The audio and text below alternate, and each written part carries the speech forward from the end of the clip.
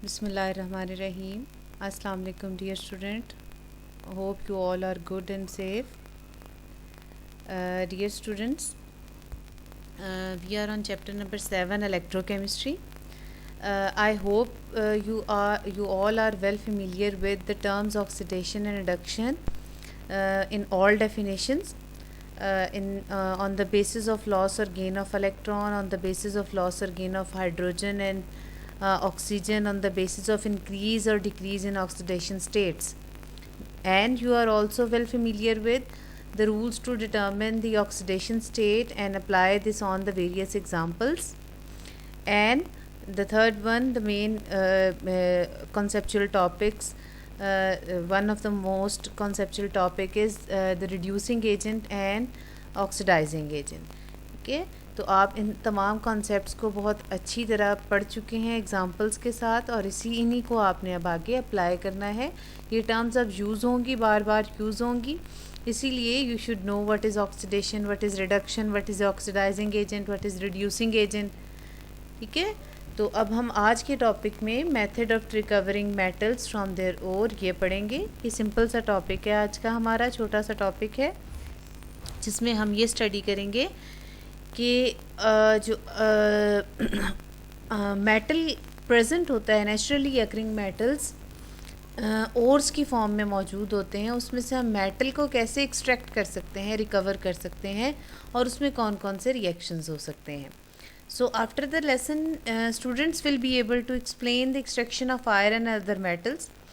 Especially we will focus on the extraction of iron. उसका हम process पढ़ेंगे, और इसी तरह के बाकी दूसरे metals के chemical reaction भी हम पढ़ेंगे कि उनमें भी extraction होती है. ठीक है, and then the write the redox reactions taking place in the extraction of metals. कौन कौन से reactions उसमें हो रहे होते हैं. redox reaction, recall, it is the reduction and oxidation reaction जो साइमल्टेनियसली एक रिएक्शन के अंदर हो रहे होते हैं. रिडक्शन भी हो रही होती है, ऑक्सीडेशन भी हो रही होती है, उनको हम रिडॉक्स रिएक्शंस कहते हैं. ठीक है, ये दो ऑब्जेक्टिव्स हैं आपके आज के टॉपिक में. सिंपल हम ये पढ़ेंगे आप. तो so let us start the new topic, method of recovering metals from their ore. अब ये जो ओर्स होते हैं, अभी आपको बताया कि जो मेटल्स होते हैं ये यूजुअली क्योंकि ये मेटल अल्कली मेटल या अल्कलाइन अर्थ मेटल, ये ज़्यादातर जो होते हैं ये बहुत रिएक्टिव मेटल्स होते हैं, तो ये ज़्यादातर कंपाउंड की फॉर्म में मौजूद होते हैं. तो नेचर में भी जो लार्ज स्टोन्स हैं वो कंपाउंड की फॉर्म में मौजूद हैं, मेटल के कंपाउंड्स की फॉर्म में मौजूद हैं जो ओर्स हमें मिलते हैं. ठीक है, तो वो ओर्स जो हैं वो किन किन कंपाउंड्स की फॉर्म में हो सकते हैं. वो या तो ऑक्साइड्स की फॉर्म में हो सकते हैं या सल्फाइड्स की फॉर्म में हो सकते हैं. यूजुअली कॉमनली ये ऑक्साइड्स और सल्फाइड्स की फॉर्म में मौजूद होते हैं. ठीक है, फिर इनमें ऑक्सीडेशन रिडक्शन रिएक्शन दोनों तरह के हो रहे होते हैं. जब हम ये रिकवर कर रहे होते हैं मेटल फ्रॉम देयर ओर्स, हम देखेंगे कि कैसे ऑक्सीडेशन हो रही है, कैसे रिडक्शन हो रही है. ठीक है, अब हमें पता चल गया कि ज़मीन में जो मेटल्स हैं वो ओर्स की फॉर्म में, कंपाउंड की फॉर्म में मौजूद हैं, ऑक्साइड्स और सल्फाइड्स की फॉर्म में. तो पहला स्टेप हमारा यही होगा सर्वे करने के बाद कि हम उन ओर्स की माइनिंग करेंगे. ठीक है, माइनिंग करेंगे. माइनिंग करने से हम वो वहाँ से ओर्स निकालेंगे. लार्ज स्टोन्स, बल्कि स्टोन्स की फॉर्म में होंगे वो. ठीक है, उनकी फिर क्रशिंग करेंगे, ग्राइंडिंग करेंगे, उसको स्मॉलर पीसेस में कन्वर्ट कर देंगे. ठीक है, उसके बाद ये जो हमारे पास मेटल ओर आता है, अब हमने उसको बहुत छोटे छोटे पीसेस में कन्वर्ट कर दिया, पाउडर्ड फॉर्म में ले आए. अब उसके बाद रहेगा तो वो मेटल ओर ही, लेकिन अब वो now it is ready for the different metallurgical operations. अब हम उसके ऊपर और भी प्रोसेसेस कर सकते हैं. अब हम क्या करेंगे कि हम इन मेटल ओर्स को गैंग से सेपरेट कर देंगे. अब गैंग क्या चीज़ है? गैंग कोई भी अनडिज़ायरेबल जो मटेरियल जो मेटल ओर्स के साथ अटैच होते हैं. ठीक है, वो रॉक्स हो सकते हैं, वो सैंड हो सकती हैं, वो किसी भी किस्म के वेस्ट मटेरियल हो सकते हैं, कोई भी चीज़ हो सकती है जो कि मेटल ओर्स के साथ जो है वो कंबाइंड है. आपने उन मेटल ओर्स के साथ इनको बाय एनी फिजिकल मीन, जो आप क्लास 10th में पढ़ेंगे, डिफरेंट फिजिकल मीन्स हैं जिससे आप इन मेटल ओर्स को गैंग से सेपरेट कर देंगे, इन इम्प्योरिटीज से सेपरेट कर देंगे. मेटल ओर्स अलग हो जाएगा और वो जो अनडिज़ायरेबल अनवांटेड मटेरियल्स उसके साथ अटैच हैं वो सेपरेट हो जाएंगे। फिर उसके बाद अब हमारे पास प्योरीफाइड ओर आ गया। अब हमारे पास सिर्फ ओर है, ठीक है। हमने बहुत हद तक यहाँ तक इम्प्योरिटीज़ ओर के साथ से अलग कर दी हैं। अभी हमारे पास प्योरीफाइड ओर आ गया है। अब प्योरीफाइड ओर, अभी आपको पता है कि ओर किस फॉर्म में मौजूद है, या तो वो ऑक्साइड होगा या सल्फाइड होगा, लेकिन हमें तो प्योर मेटल चाहिए। तो प्योर मेटल को अब हमने वहाँ से रिड्यूस करना है, हमने उसकी रिडक्शन करानी है, हमने उसको रिड्यूस करना है। तो रिड्यूस करवाएंगे by using any reducing agents, ठीक है। तो प्योरीफाइड ओर जहाँ यहाँ स्टेप तक आ गया, अब वहाँ से हमने उसको फ्री मेटल की फॉर्म में लेकर आना है। तो फ्री मेटल की फॉर्म में कैसे लेकर आएंगे, हम उसको रिड्यूस कर देंगे by the help of reducing agents. Reducing agents जो कॉमनली इसमें मेटलर्जी में यूज़ हो रहे होते हैं, इस प्रोसेस में यूज़ हो रहे होते हैं, वो एल्यूमिनियम हो सकते हैं, एल्यूमिनियम ऑक्साइड की फॉर्म में, कोक की फॉर्म में, कार्बन मोनोऑक्साइड की फॉर्म में, हाइड्रोजन गैस की फॉर्म में। तो वो जो जिस ओर को हमने रिड्यूस करना है उसके मुताबिक हम रिड्यूसिंग एजेंट्स को यूज़ करते हैं। लेट अस सी, अब हम डिफरेंट एग्जांपल्स कौन सी पढ़ेंगे, जो डिफरेंट एग्जांपल्स पढ़ेंगे हम उसमें कौन से रिड्यूसिंग एजेंट्स यूज़ करेंगे, हम देखेंगे कौन सा रिडॉक्स रिएक्शन उसमें हो रहा होता है, ठीक है। तो मेटल ओर जो कि सल्फाइड ऑक्साइड की फॉर्म में था, माइनिंग करने के बाद और गैंग से सेपरेट करने के बाद जो ओर हमारे पास प्योरीफाइड फॉर्म में आ गया, अब आपने उसको फ्री मेटल में कन्वर्ट करना है, रिड्यूस करना है, उसके लिए हमें रिड्यूसिंग एजेंट चाहिए, ठीक है।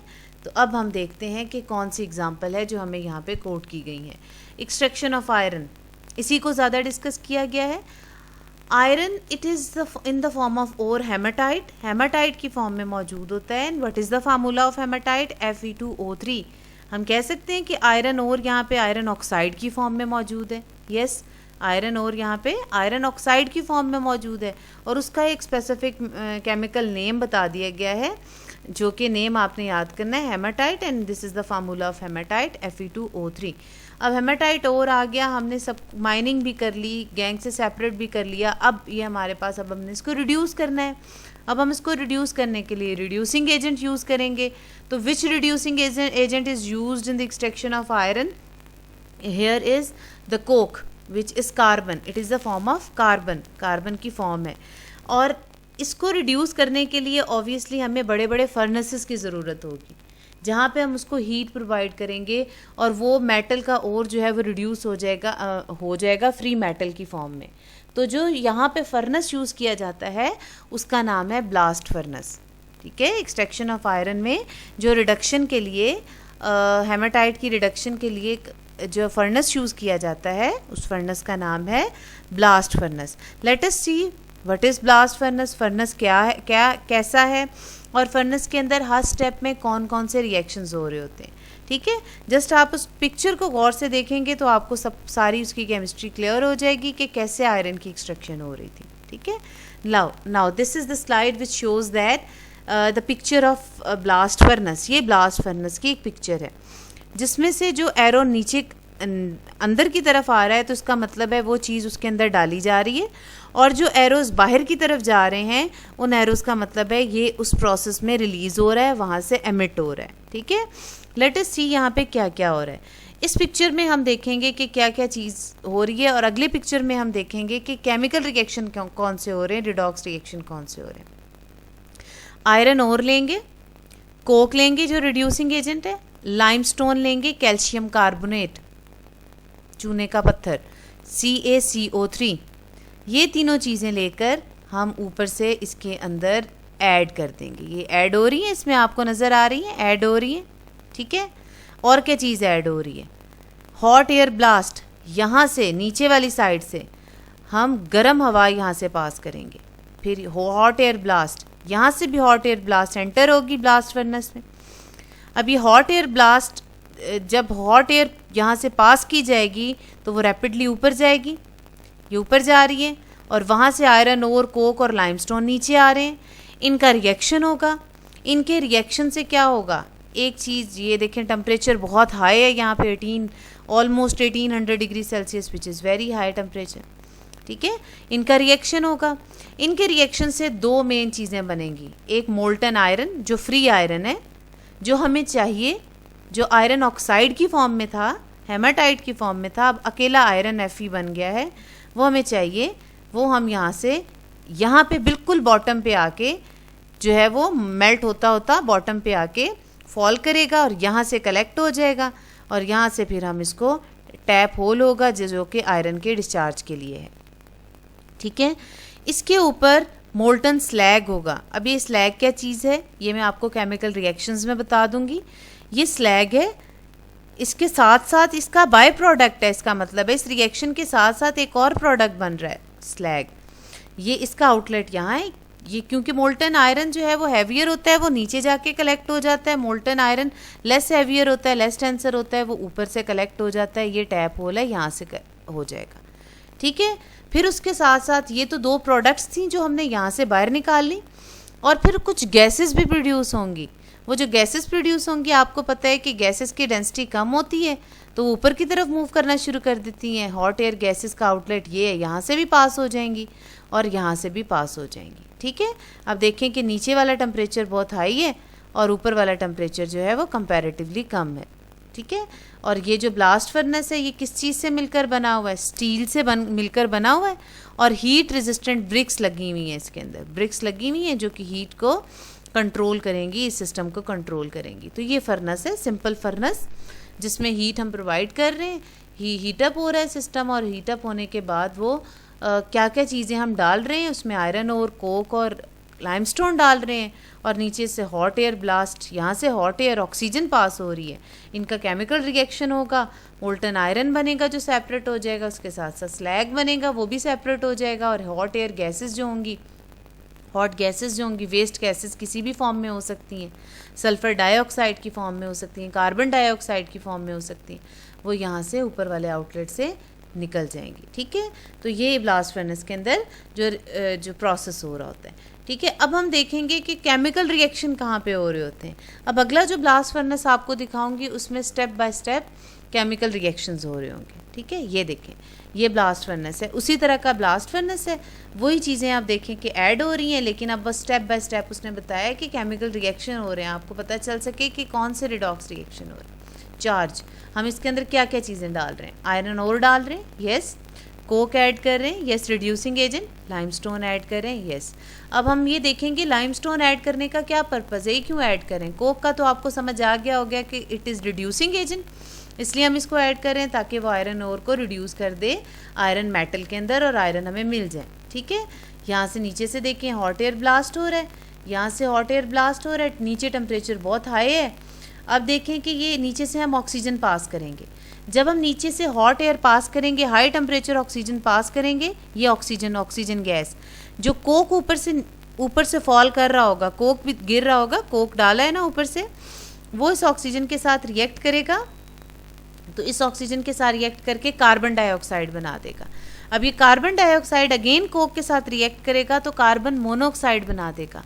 This reaction is highly exothermic reaction. Exothermic reaction वो रिएक्शंस होते हैं जिसमें हीट रिलीज हो रही होती है, वो हीटअप कर देता है, सिस्टम को हीटअप करता जाएगा, वो हीटअप करता है, हीट रिलीज करता है, ठीक है। हॉट एयर ब्लास्ट का क्या फ़ायदा हुआ? हॉट एयर ब्लास्ट ने कोक के साथ रिएक्ट किया, कोक कार्बन के साथ, और कार्बन डाइऑक्साइड बना दिया, और कार्बन डाइऑक्साइड ने कोक के साथ जब रिएक्ट किया तो कार्बन मोनोऑक्साइड बना दिया। दैट मीन कि हॉट एयर ब्लास्ट जब कोक के साथ रिएक्ट करेगी तो कार्बन डाइऑक्साइड भी बनाएगी और कार्बन मोनोऑक्साइड भी बनाएगी। अब ये जो कार्बन डाइऑक्साइड है, ये कार्बन डाइऑक्साइड वेस्ट गैस है, ये यहाँ से रिमूव हो जाएगी, वेस्ट गैस की फॉर्म में यहाँ से रिमूव हो जाएगी।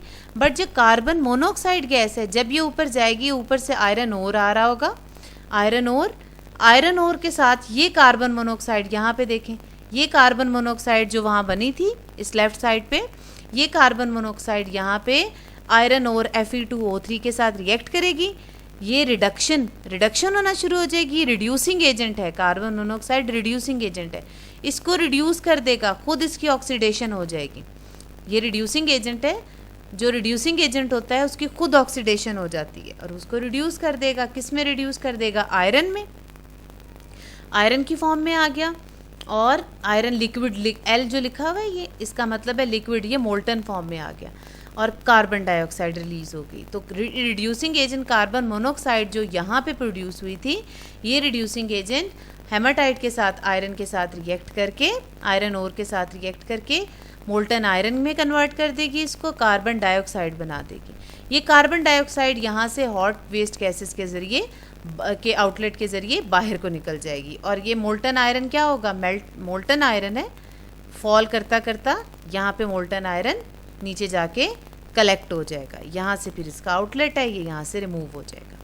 ठीक है, अब बाकी बारी आती है, ये तो हमने कोक का भी फंक्शन पढ़ लिया, कोक भी यूज़ हो गया।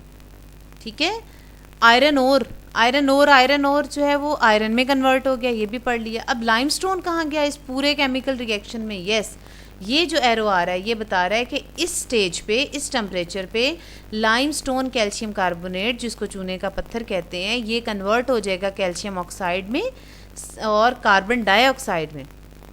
ठीक है, इसे क्विकलाइम कहते हैं, calcium oxide and carbon dioxide. अब ये कार्बन डाइऑक्साइड फिर बन गई यहाँ पे, वो भी वेस्ट गैस है, वो यहाँ से रिमूव हो जाएगी। क्या बच गया? Calcium oxide.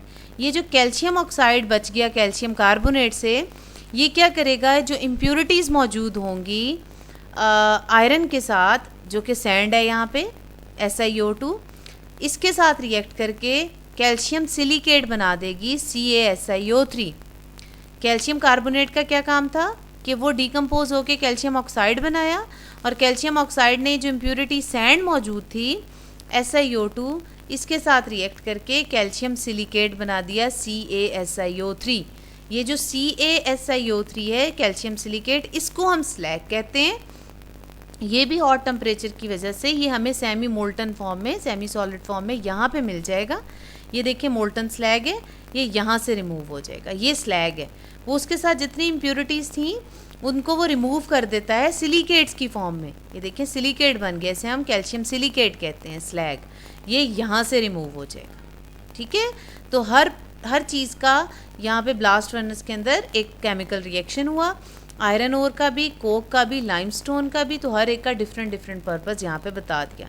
इस पिक्चर को आप गौर से देखें और कॉपी भी कर लें इसको अपनी नीट नोटबुक के ऊपर, ताकि आपको स्टेप बाय स्टेप इसके केमिकल रिएक्शंस का पता चल जाए और आप अपने वर्ड्स में इस पूरे केमिकल इसके मेथड को आप डिस्क्राइब कर सकें अपने वर्ड में कि कहाँ कहाँ पे कौन कौन सा रिएक्शन हो रहा है। तो ये मेन 1 2 3 4 5 रिएक्शंस हो रहे हैं जो ब्लास्ट फर्नेस के अंदर हो रहे हैं। इसको आप स्टेप बाय स्टेप देखेंगे और फिर आपको समझ आ जाएगी कि किस तरह मोल्टन आयरन बनता है, और मोल्टन आयरन यहाँ से रिमूव हो जाएगा और उसके साथ स्लैग रिमूव हो जाएगा।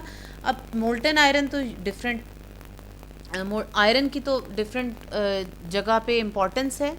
आयरन जो है आप कह सकते हैं कि किसी भी इंडस्ट्री की बैकबोन है। स्टील की मैन्युफैक्चरिंग होगी इससे, डिफरेंट अलॉयज़ की मैन्युफैक्चरिंग होगी, डिफरेंट प्रोडक्ट्स बनेंगे इससे।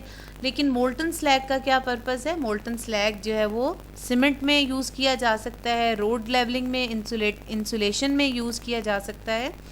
तो हम इस ब्लास्ट फर्नेस से जो है स्टेप बाय स्टेप किस तरह डिफरेंट केमिकल रिएक्शंस को स्टडी करते हैं, ये पिक्चर इस तरह ये आपको शो कर। ठीक है, फिर डिफरेंट एग्जांपल्स देख लेते हैं। और इसके अलावा डिस्क्राइब नहीं की गई, जस्ट ये बताया गया कि लेड और जिंक के जो मेटल हैं वो यूजुअली सल्फाइड ओर की फॉर्म में मौजूद होते हैं। तो हम इनको क्या करते हैं, ऑक्साइड्स में कन्वर्ट कर देते हैं। उसी तरह ऑक्सीजन के साथ रिएक्ट करके हम उनको ऑक्साइड में कन्वर्ट कर देते हैं।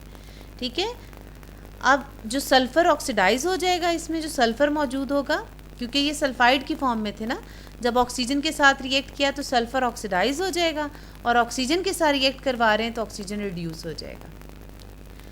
लेड सल्फाइड, जिंक सल्फाइड, ये सल्फ़र इसमें मौजूद है, वो ऑक्सीडाइज हो जाएगा और ऑक्सीजन जो है यहाँ पे रिड्यूस हो जाएगा, जिसके साथ हम उसको रिएक्ट करवा रहे हैं। ठीक है, अब ये जो ऑक्साइड्स बन गए हैं, अब ये देखें जिंक ऑक्साइड बन गया, लेड ऑक्साइड बन गया, कॉपर ऑक्साइड बन गया। अब इन ऑक्साइड को क्या करना है, इसमें से जिंक को सेपरेट करना है, लेड को सेपरेट करना है, कॉपर को सेपरेट करना है। इनको सेपरेट करने का मतलब है इनको रिड्यूस करना है। रिड्यूस करने के लिए हमें रिड्यूसिंग एजेंट की ज़रूरत होगी। तो यहाँ पे जिंक ऑक्साइड को जो फ्री मेटल जिंक में कन्वर्ट करने के लिए कॉपर की ज़रूरत है, कोक की ज़रूरत है। यहाँ पे रिड्यूसिंग एजेंट कोक यूज़ किया जाएगा तो जिंक सेपरेट हो जाएगा और CO कार्बन मोनोऑक्साइड ये कार्बन ऑक्सीडाइज हो गया CO कार्बन मोनोऑक्साइड की फॉर्म में, ठीक है। Lead oxide carbon monoxide reducing agent यहाँ पे यूज़ हो रहा है तो ये CO2 बना देगा, CO2 ये खुद ऑक्सीडाइज हो जाएगा और लेड ऑक्साइड को लेड में रिड्यूस कर देगा। इसी तरह कॉपर ऑक्साइड रिड्यूस हो जाएगा कॉपर में with the help of hydrogen H2 gas reducing agent, H2O बना देगा और कॉपर को वो रिड्यूस कर देगा। H2 खुद ऑक्सीडाइज हो गया और कॉपर ऑक्साइड को उसने रिड्यूस कर दिया। सो डियर स्टूडेंट्स, ये डिफरेंट एग्जांपल्स थी जो हमने पढ़ी कि किस तरह हम मेटल को रिकवर कर सकते हैं उसके ओर में से, कैसे एक्सट्रैक्शन कर सकते हैं उसके ओर में से। तो हम उनको वो जो ज़्यादातर सल्फाइड या ऑक्साइड्स की फॉर्म में होते हैं, हम उनको किसी भी रिड्यूसिंग एजेंट की मदद से हम उसको फ्री मेटल में कन्वर्ट कर देते हैं। तो उसमें हमने एग्जांपल पढ़ी extraction of iron with detail diagram description के ज़रिए, different step by step chemical reactions के ज़रिए कि किस तरह रिडॉक्स रिएक्शंस वहाँ पे हो रहे हैं। फिर हमने एक ब्रीफ नोट पढ़ा जिसमें और एग्जांपल्स थी जिंक की और लेड की और कॉपर के ओर्स की कि वो किस तरह रिड्यूस हो जाते हैं और किन किन रिड्यूसिंग एजेंट की मदद से हो जाते हैं। सो डियर स्टूडेंट्स, आपने इनको बहुत अच्छी तरह पढ़ना है, इन रिएक्शंस की प्रैक्टिस करनी है क्योंकि रिएक्शंस आपको एज इट याद होने चाहिए जैसे लिखे गए हैं, ठीक है। तो आपकी असाइनमेंट यही है कि आप ये मेथड लिखेंगे recovering of metal from their ores.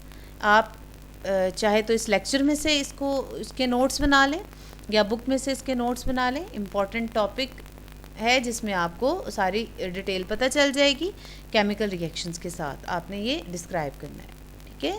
फिर if you have any question let me know. Thank you so much.